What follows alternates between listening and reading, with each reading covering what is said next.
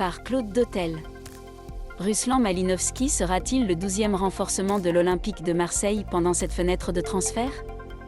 Pour y parvenir, Pablo Longoria doit maintenant lier un accord qui permettra à l'EM de payer beaucoup d'argent à Atalanta. Igor Tudor n'avait pas de main sur le marché des transferts EM, mais le successeur de Jorge Sampaoli espérait que son président réussirait le dernier et extraordinaire coup d'État en recrutant Ruslan Malinovski.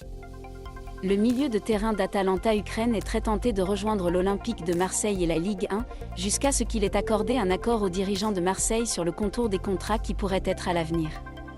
Alors que la fenêtre de transfert se termine jeudi à 23h jeudi, le moment est presque révolu et n'aide pas le représentant du champion français. Parce que la réalité financière était là, Frank McCourt ne voulait pas mettre un euro de plus dans les fonds EM lorsqu'il avait consolidé le compte au début de l'été, et convaincre le club italien a dû payer 25 millions d'euros, ou des joueurs intégrés en opération. Et c'est là que le dossier est coincé.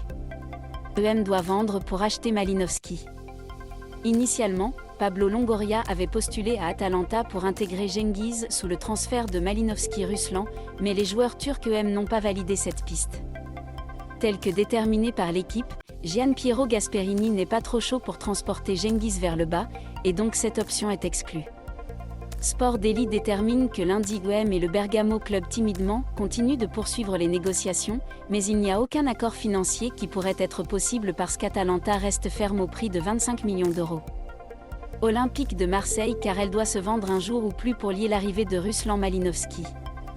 Les yeux se tournent maintenant vers Bemba Dieng, Jordan Amavi et Cédric Bakambu.